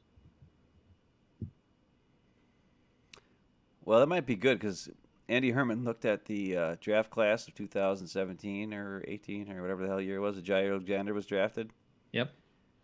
And that was a really bad draft. Holy crap. It was a bad draft? Who's in there? Bad. Who was in there? J.K. Scott. Ooh, J.K. Scott. Jamon Moore. St. Brown. Ooh, St. Brown's not MVS good. was like the star along with Jair. Josh Jackson. Oren Burks. That one guy, Cole Madison or whatever, who retired and then came back and then didn't make the team. Looney, who they drafted and thought he was a D tackle. They tried to make him a tight end or whatever the hell it was. Yeah, right. That was the worst draft. Other than Jair Alexander. And sort of MVS because he's fast. Mom just wants Mason to retire. And I would say, why not? Everybody wants him to retire, Mom. Just retire, dude. Just retire, number 2. It's okay. Take your number 2 pride and retire. And then they'll retire the number 2 for the Packers. No, they won't. But still, Mason, you had a great run, bro. One bad year, one bad Eckes game where Eckes cursed you, and the rest of the time you were great. So just let it go. You just can't kick it far enough anymore. And so it's time to move on. It's time to get us one of those young McPherson guys. Like, let's do it. Let's find a stud college kicker and put a late round draft pick on him and be set for the next 10 to 15 years. Let's go. Yeah. Right? That's what they did with Crosby, right? I mean, they had Ryan Longwell, and they're like, he's getting too expensive. He's getting too old. Let's get a young kicker. We set for the next 10, 12 years, 15 years, whatever it is, and then move, and there you go. So let's do it.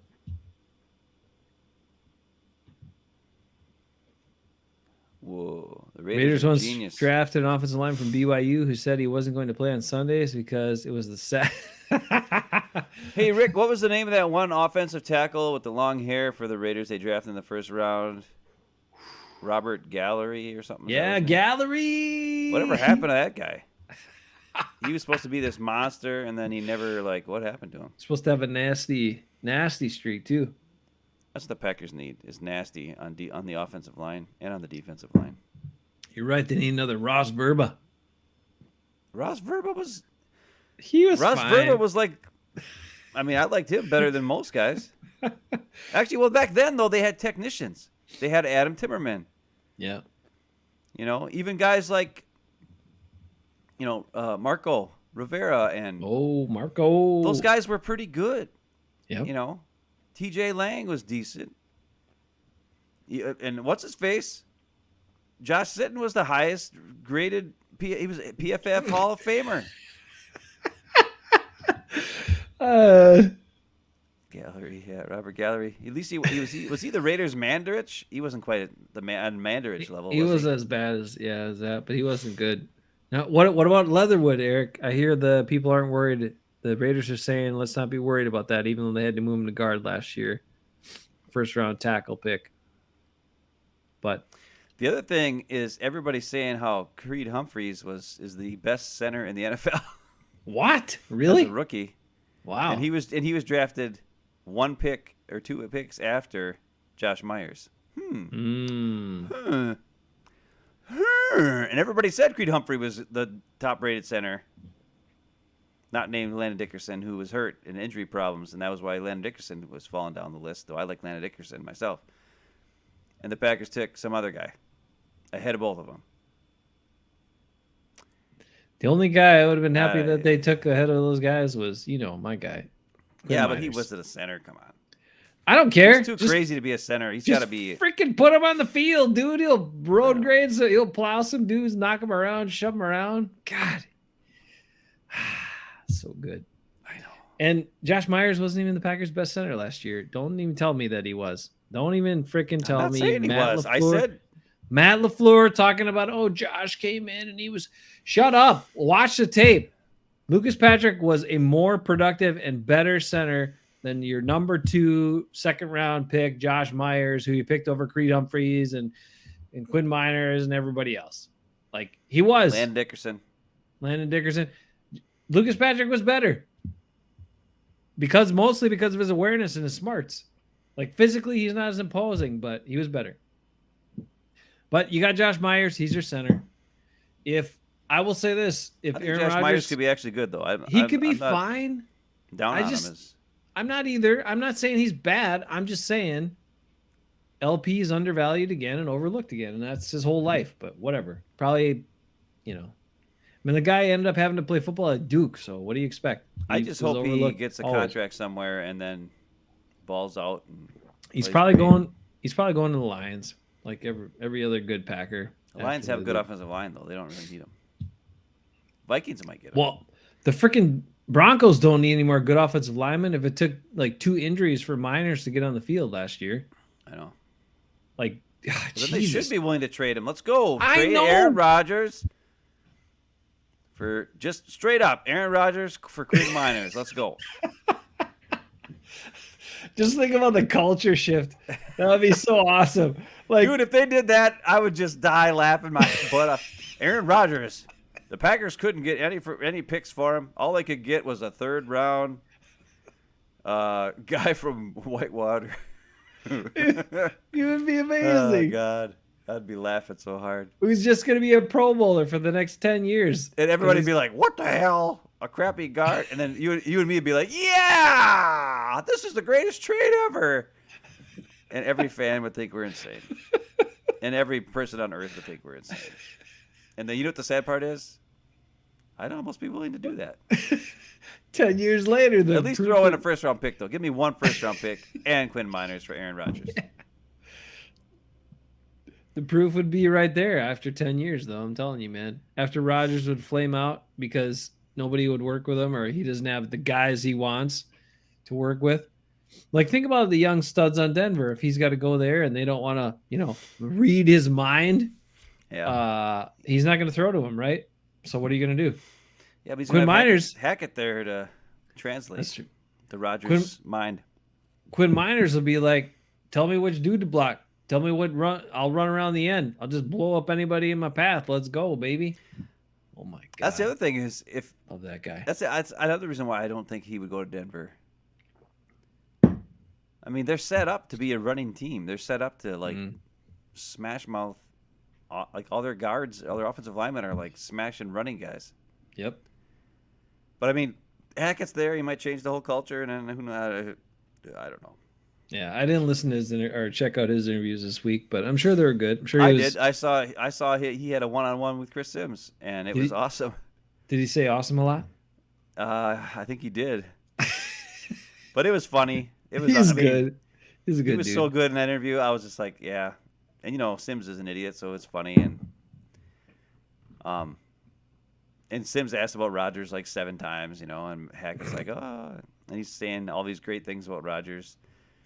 And then Sims is all like, oh, well, you know, there's one more, you know, I mean, you know, the chances of, you know, whatever. And then Hackett just smiles, you know, about Rodgers going there and all this kind of stuff. But I don't know. You have to watch the interview. It's pretty good. One more thing. Lee was asking, or somebody, or maybe it was Zero.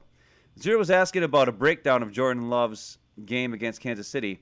He wanted me to do that. Zero, there is a better breakdown than I could ever do by JT O'Sullivan. Yeah, O'Sullivan. The week right after the Chiefs game. So you have to go back in time. But he's got his quarterback school, JT O'Sullivan's quarterback school.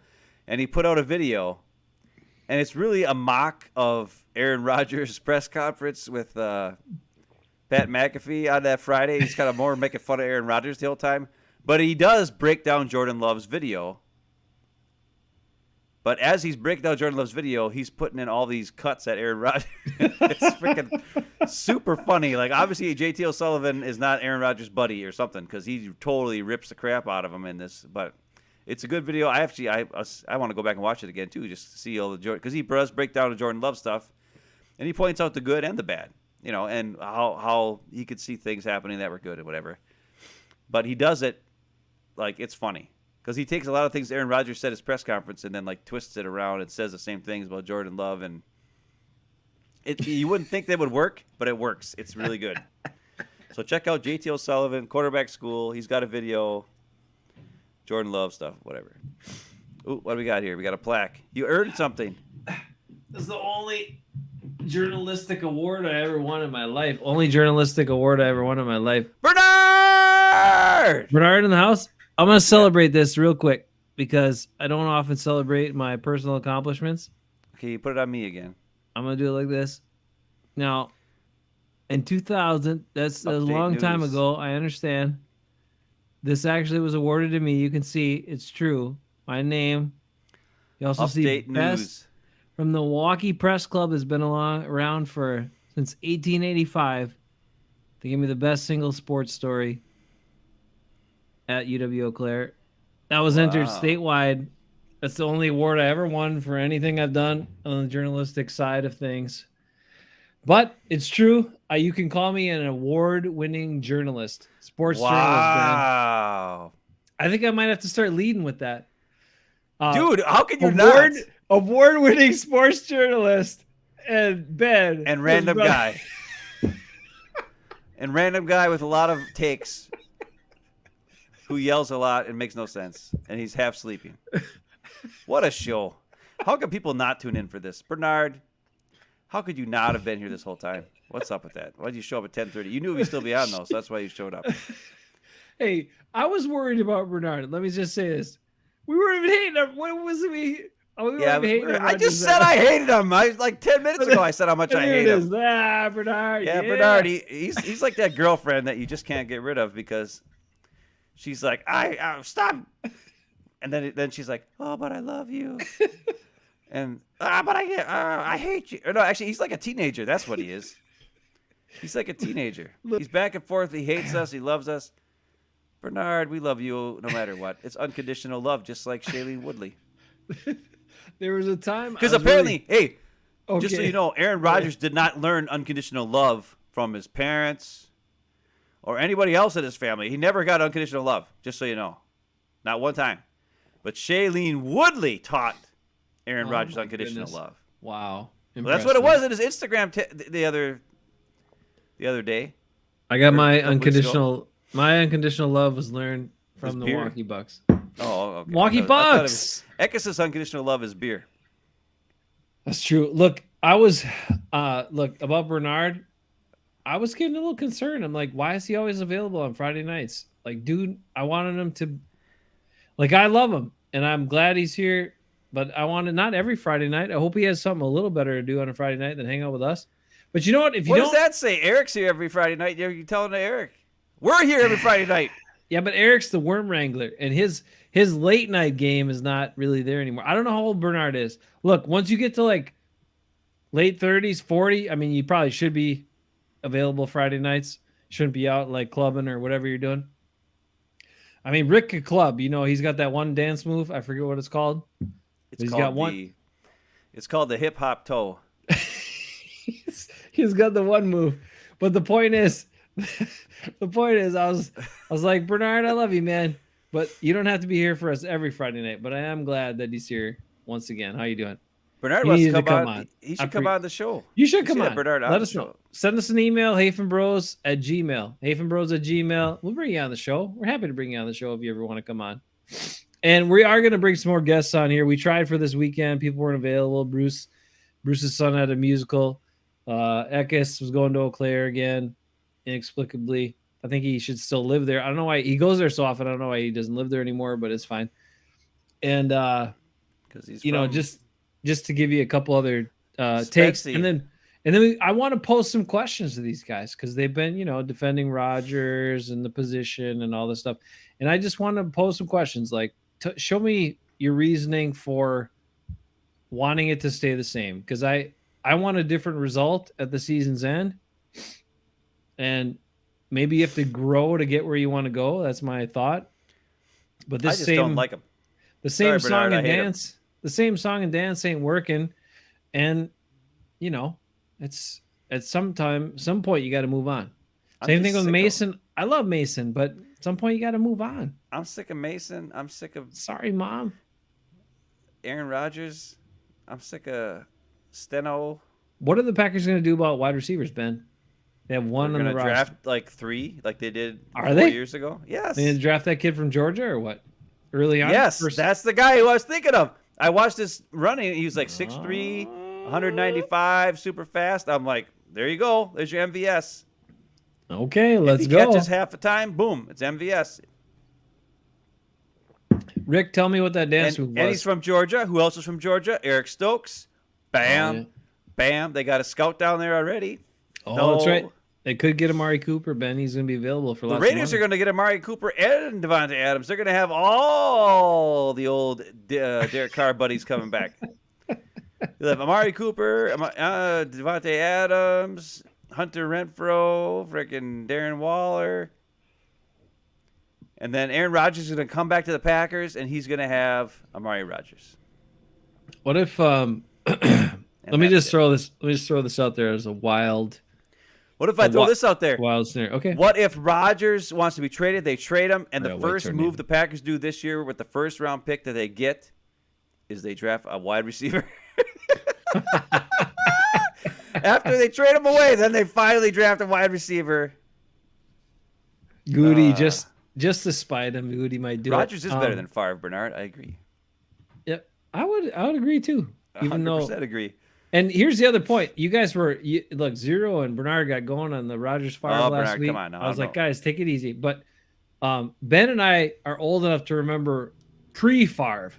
So all you younger Packers fans who have only seen Favre and Rodgers, and that's why you love the Packers, like we remember before those guys. And before those guys, we were Packers fans, and that's why Yeah. we're Packers fans even after those guys. Just a heads up. We watched Blair Keel throw a pass in a game once or twice. Oh, now we're getting like this. Oh, Bernard. Dilwig, Anthony Dilwig. Rogers The better guys- both. What? As He's long better as he both of doesn't us? say Dilwig is better than us. He says Dilwig is Rogers better better than than us. us. Dilwig? Yeah, he was better. He Damn. was number 8. Number 8. The greatest Packer quarterback of all time, though, Matt Hasselbeck. Second greatest quarterback of was all good. time, Don Mikowski. Third best quarterback of all time, Bart Starr. Hey, I was hearing that they did an article recently about Lynn Dickey saying how good of a passer he was. He just didn't have a lot of pass protection, but he was a really good quarterback. Well, he I- threw a lot of deep balls and just said screw it a lot. I mean, I don't remember him that much, but he had some talent, that's for sure. He had a lot of yards. Lots of yards. Yep. He was kind of a Matt Stafford guy. He threw the ball a lot because the Packers were losing a lot. Yeah, So it that's was true. like, look at how good he is. Look at all these yards. And it's like, but yet Yeah. the Packers keep losing, and he throws 27,000 picks. Bernard loves Nagler. What's going on? Why do you love Nagler? Hey, I gotta give Cheeseheads. Nagler hates Rodgers, Bernard. You don't even make any sense. That's true. Nagler's Cheesehead been TV. calling for Rodgers' head for years. Yep. Cheesehead TV did some crap. Ben, this goes back to your guy Mikowski. They did some crap list of Packers one-season wonders and like a top 5 one-season wonders. And I didn't agree with that top 5 one-season wonders at all. I was like, what? Who was it? Mikowski was on the list. Terry Taggy. Now, Dad's saying some weird stuff. He wants us. Hey, Cheesehead TV would be better off if they had us join them. If they took us on as like one of their shows through Cheesehead TV. Listen up, Cheesehead TV. You want some better We're content? way more entertainment. You want some better content from guys who know what the hell's going on, make some We sense. know stuff. We know And stuff. also are both in Wisconsin. Aaron Nagler, who transplanted away to New York City. I don't know I'm why you in gotta live over there. Minnesota. What are you talking about? Yeah, but look at you. Your background says Wisconsin. And your heart says Nagler's got Wisconsin. more backgrounds in say Wisconsin than I got. Well, sometimes I forget. I wish What you were were you, still we here. were just saying something I I was wish you were actually still here. paying attention to. I wish I was still Well, there too. that we should be like Dude! she said TV should pick up our show, you know? Like what the hell's with Dude! those guys? But No, that wasn't that. It was something else. It was something better. the Anyways. one season wonders, there were some I didn't recognize. Oh yeah, one of who's- them, what's one his of them one? was like Sam Gatto was in the top 5. I'm like, come on. Sam Gatto is not a top 5 one season wonder. No. Sam Desmond Conn- Howard, for sure. They did say Desmond Howard, Desmond yes. Howard's like number 1 one season. Desmond wonder. Howard. They said Mikowski. I think Howard was number 1. Mikowski was number 2. Some older dude, Jerry Tagg. I think he was like the number 3 guy. I think the dude's talking about. And then they had Sam Conn, and then they had somebody else I can't remember. But like, there are some other guys who had one season wonder hits. You know, come on. Brian I Bulaga remember probably what should was have the been in there. name? What was the name of the? Remember when the NFL went on strike? And Billy Joe? No, not Billy Joe. yeah, Talbot. it's Billy something. He was a safety, and he was the only guy who made the team after the players came back. I think he was a testing my- safety. I'm thinking of who that quarterback was when they were on the strike season in '82. What the hell was that guy's name? It was Billy Bob or Billy Joe or Billy something. That wasn't a quarterback. Yeah, that That was a He quarterback. was a safety. They had some toolbox quarterback who was Billy Joe something or whatever from. He wouldn't even play college football. They just took him out of like some high school in Georgia or something. Well, get ready, Packer fans, because that's what you're going to see in 2 years. Billy Bob Thornton coming off of some practice on a high school team because they got no money to pay anybody because they got Aaron Rodgers and Devontae Adams. Billy Bob Thornton. No, they can't do it. Come on. 57-year-old Billy Bob Thornton is going to play the actor. Rick, look it up. I know you got it. Bernard wants one more run with Rodgers for the different Okay, results. Bernard, It's not what gonna... if one more run with Rodgers equals no Rasul Douglas, no Robert Tunyon, no Campbell, which is fine actually for me, no more Al Nazard, no more MVS, No more anybody after this year. I'm just saying, man. It's time. In the immortal words of the beloved, it is time. Kevin Green said it. Wood is out. No one's stepping up and getting the troops ready to go or whatever he says. It was his way of saying, Clay Matthews, in your second year in the NFL, you need to be the leader of this Super Bowl team in the second half of the Super Bowl for us to make a play and win this game. It is time. And if Kevin Green were here today, he would say to Mark Murphy, it is time to get rid of the old Aaron Rodgers, Devontae Adams, Mason Crosby, Billy Turner. God, please. Please cut him. He's so bad. There was some article talking about restructuring Z's contract. Oh my God, just no. God. Please make the right decisions. Please cut the guys that you should cut and move on. I don't understand what these guys are looking at. I hope that one was a joke. I didn't read it because I was like, God, you have to be a joke because Kenny can't. Clark can be the Aaron Donald. Z Smith is good. Billy Turner is such a great, solid offensive lineman. No! There's improvements that can be made. And look, Mom's got mom. You, that's what I was thinking. that's what I was gonna say too. What Think if Brady? about this. What if Brady? What if Aaron Rodgers, right? What if the Packers? He wants to get traded to Tampa Bay. Wherever. And then Tom Brady. No. But what if he goes to Tampa Bay? And then Aaron, wherever. I guess whatever. And then Tom Brady is like, you know what? You know what would really piss Rodgers off? If I came out of retirement and won a Super Bowl for the Packers.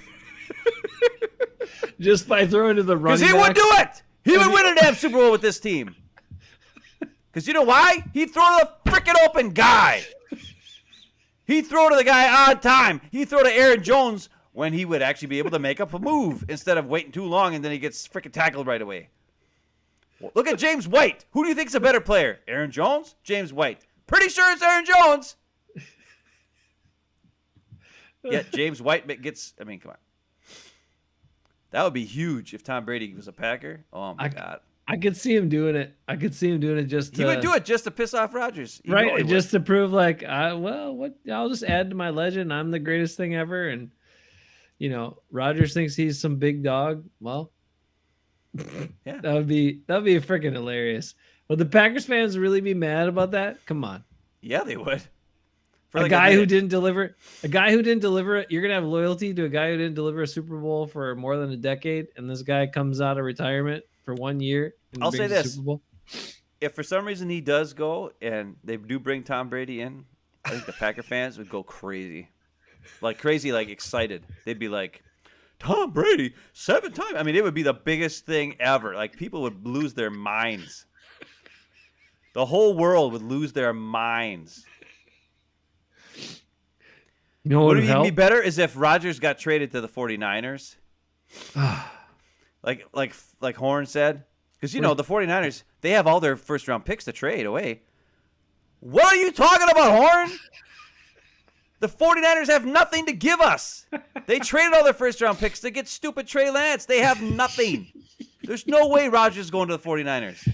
Yep, that's true. No way, unless they give us, like, Nick Bosa and freaking Deebo Samuel and, like, every good and Kittle and, like, every good player they have. All their good players for Aaron Rodgers. That's the only way. The only way that the Packers could do a trade. Whatever. I don't know what. It's 2 hours in. That's why we're getting totally crazy. But I love Tom it. Brady played at Michigan. He likes the cold. He played in Michigan. He played with the New Patriots. England forever. Ask Rick about the snow game. He won the that. Tuck rule game. Come on, he won that with a little help from the refs. What if we got a little help? Tom Brady help? Oh my God, you think we get help? You think Bakhtiari holds now? He could be holding forever. He could just grab the guy and bear hug him. He could tackle him and it'd be like, And Tom Brady would just give the official a look and pat him on the butt, and it'd be okay. And instead of Aaron Jones and AJ Dillon both having more than 30 catches, they both have more than 50 catches. Oh, my God, yes. Because Tom Brady just come back for a second, let everybody run downfield. Ooh, dump it off to a running back. Yay, it's 7 yards. Ooh, this side, 8 yards. Hey, we keep moving the chains. We get first downs, then we get touchdowns. And then when he gets in the red zone, he's like, I got enough accolades. I don't care if I have 10 touchdown passes this whole season. I'll hand it off to these dudes. Run it in, touchdown, run it in, touchdown, run it in, touchdown. Now, the only other thing that would be awesome is if we get Quinn Miners blocking for Tom Brady, then watch out. That would be the greatest thing ever. Oh, my God. If they traded to Denver, got Quinn Miners, 3 first-round picks, and Tom Brady, I would lose my mind. And then they go and win the Super Bowl. Aaron Rodgers he would die. And the worst part is he'd have nobody to talk to about it because he's got no friends and his girlfriend. He's got Pat McAfee. Pat McAfee's that boy. Did you ever notice how there was one time Pat McAfee always says, like, I've never really hung out with Aaron Rodgers. But Aaron Rodgers always calls him like his best buddy and stuff. And it's like McAfee's like, I don't really know Aaron Rodgers. Oh, sorry, He just Rick. comes on the show. Yeah. Well, How about, Rodgers, hey, I gotta change. Oh, I was gonna say one more thing. He calls a lot of people his friend when I don't think they're I know really he does. friends, but I don't it's know. fine. Yeah, I don't think he has any friends. He name drops a lot of people too, which is kind of annoying. But anyway, I only name dropped Micah Hyde because we're friends. But I just name dropped at the beginning of the show. I name dropped the hot alto girl, mouse alto girl, Joe Hensel. This show is freaking crazy. Anyways, look, I was gonna Pat say, McAfee. Hold on. No. Pat McAfee is totally sold out, but we have not. Oh my God, sold out. 100%. Our show is effing crazy. If you hang on until the end, like I know Sarah doesn't watch past an hour. She's like, you guys, it's so long, and more than an hour. But if you watch into like the second hour, that's where the best stuff comes out because we just get nuts. All right, go ahead. I was gonna say, Troy Aikman signed a $20 million deal, $20 million a year, to call games on ESPN. ESPN paid this guy $20 million a year to call games when more people watch the Manning cast. So they're fighting with themselves. Does that make any sense? How much are they paying the Mannings?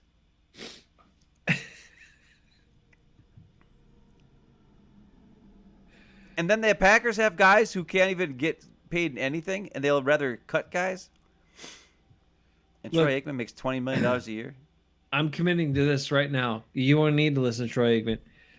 Every Packer game next year, we're doing the game. Same thing we did. I'm committing to it. No, I don't think so. We got to do it better because we're going to do it different. Delay sucked. It might have been good for you. It sucked for me. I won't watch it on my TV. I'll watch it on the delay, so we're both about the same time. I'll watch it on my phone or whatever, and then we'll do all the games. So that's going to be an added feature to Hafeman Bros next season. Get excited about that. We're going to build that up. And then but now you can actually watch the Packers because Troy Aikman's not going to be calling every game because he's going to be on Monday Night Football. I don't care. It's still going to be caught. Amari Rodgers dropped. Caught. Is he just going to do baseball? He's better at baseball. Just let that guy do baseball and not do Wow, football. Bernard, you really don't know much about play-by-play, do you? What does he say? He said Tom Grassi is better than Oh, dude. Serious. I like Tom Grassi. He's a fun guy. He's fine, but he's not a play-by-play dude. He's just a guy that's He's way better than Cheesehead TV's one. At least Tom Grassi tells you what's happening in the game. Yeah, where Cheesehead TV is just like, and I'm going to get another beer. And that's about all they do. We only did one game, and we were pretty one game was bad, and I had the delay, so I couldn't. Right. No, that was bad. We'll tune it up. We'll Bernard, get back in rhythm. We are professionals, Bernard. Professional. Look, Jason. Black. Do I have to? Black, Jason. Do I have to remind you again? Award-winning journalist. Award-winning journalist. I mean, come on, right here. Bernard. Award-winning journalist here, Bernard. Let's go. Does Tom Grassi have a update news? UW Eau Claire, Lisa Stone tribute. Yeah, but the update news is just how it went out. It came from the Milwaukee Press Club. It's been around since 1885. 1885. So I am 2000 technically best single sports story, period. award-winning journalist and this guy over there. Some random guy. Yes, that's me. So I think that's more accolades than Tom Grossi has in the press. Bernard, I mean, come on. We got him beat.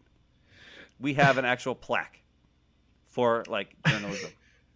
And we don't need to be anybody. It's fine. We're going to do our thing. But I'm saying I watch all the games anyway, so we're going to do them that way next year. It's fine.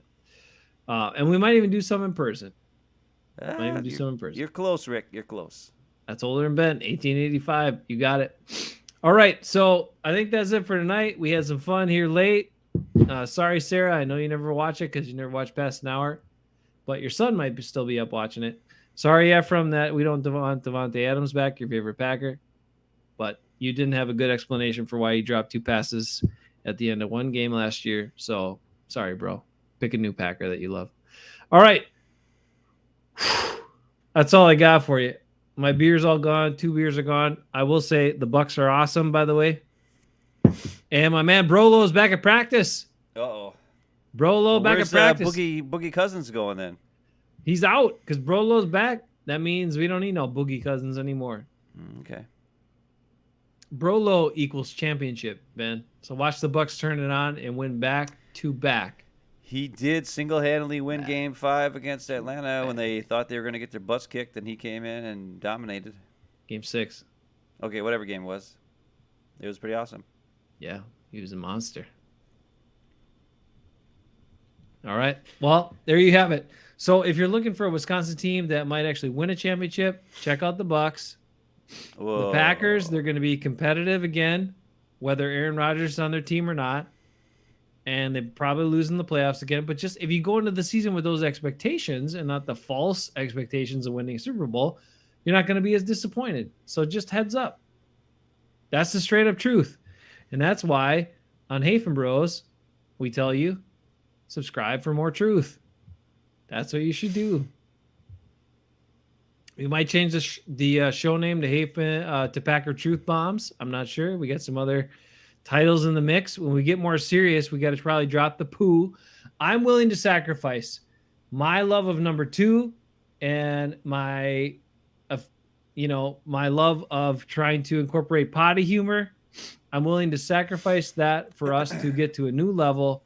So if we have to change our title and drop the poo acronym, I will do it. I'm willing to do it for success and for more serious success. I did have a thought world. though.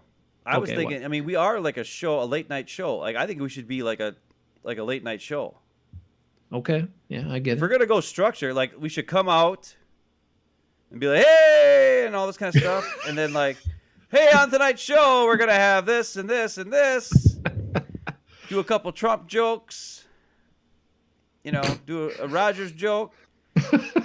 Our first guest tonight is this guy, blah, blah, blah.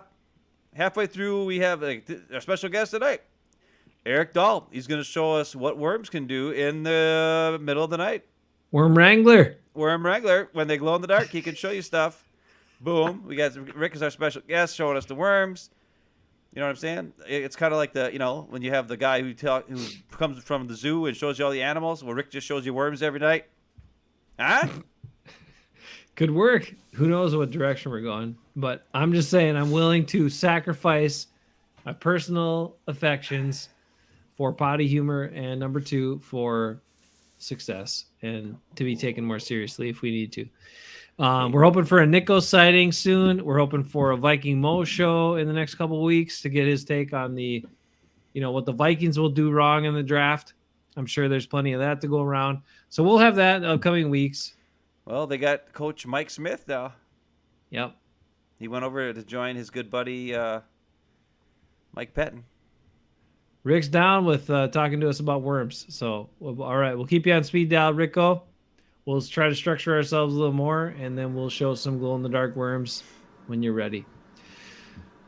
That's it. We're out. We've been going for more than 2 hours. Marathon show, but some of it was good. We'll catch you next week for Hafeman Bros. I'm not going to forget. I'm not going to forget to do this on our way out.